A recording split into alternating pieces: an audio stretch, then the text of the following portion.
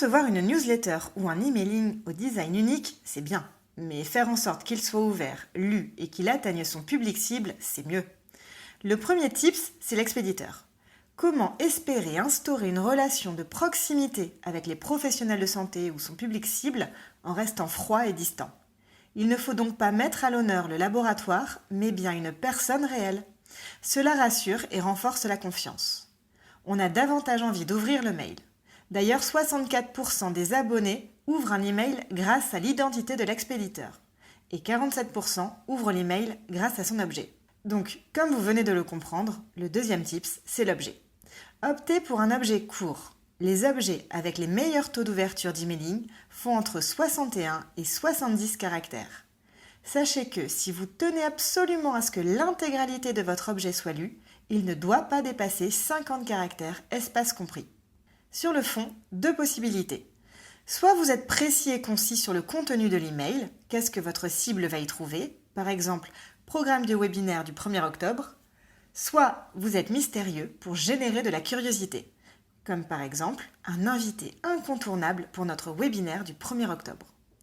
Et pourquoi pas un emoji? Bien sûr, on reste sérieux, mais on peut ajouter une icono pour attirer l'attention et susciter l'intérêt. Focus également sur ce qu'il faut éviter. On évite d'utiliser des spam words, type urgent, gratuit, 100%, promotion spéciale.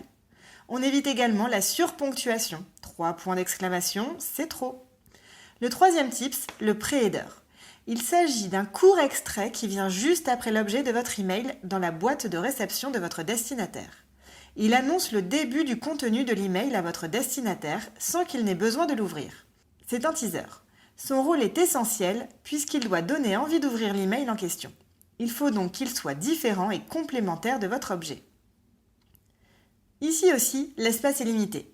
Si vous souhaitez persuader votre destinataire d'ouvrir votre email, les mots essentiels doivent donc être au début de votre pré-header. Alors surtout, soyez précis, concis et essayez au maximum de le rendre persuasif.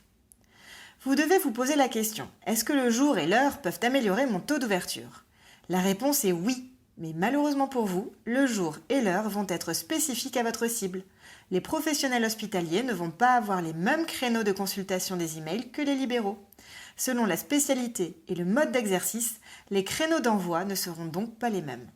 Maintenant que votre cible a ouvert votre newsletter, il faut tout faire pour l'inciter à cliquer. La première chose, bien penser créer la newsletter en mobile first, car plus de la moitié des emails sont ouverts sur mobile ou sur tablette, et que 3/4 des emails ouverts sur mobile sont immédiatement supprimés si l'emailing n'est pas responsive. Les call to action sont également essentiels. Dans l'idéal, le premier doit être inséré dès le premier bloc afin que votre internaute n'ait pas à scroller pour voir quelle action vous attendez de lui. Le dernier doit clôturer l'emailing. Les call to action doivent être simples et clairs pour être facilement identifiables. Le contenu est également très important. La newsletter suit les mêmes règles que les contenus web, c'est-à-dire qu'on commence par la conclusion, par l'essentiel. Si votre interlocuteur est intéressé, il lira la suite. Mais pour les personnes qui n'ont pas beaucoup de temps et qui veulent savoir pourquoi vous communiquez vers eux, il faut qu'ils trouvent leur réponse en quelques secondes sans avoir à scroller. La newsletter ne doit pas non plus être trop longue pour ne pas dissuader les lecteurs potentiels. Et enfin, le dernier tips, mais pas des moindres, on teste et on reteste la newsletter sur toutes les boîtes mail pour être sûr que l'affichage sera correct. Et on pense prévoir une alternative texte aux images en cas de pare-feu, notamment pour les hospitaliers. Déjà qu'ils n'ont pas la chance de voir vos emails, autant les aider à imaginer avec un texte descriptif le visuel manquant.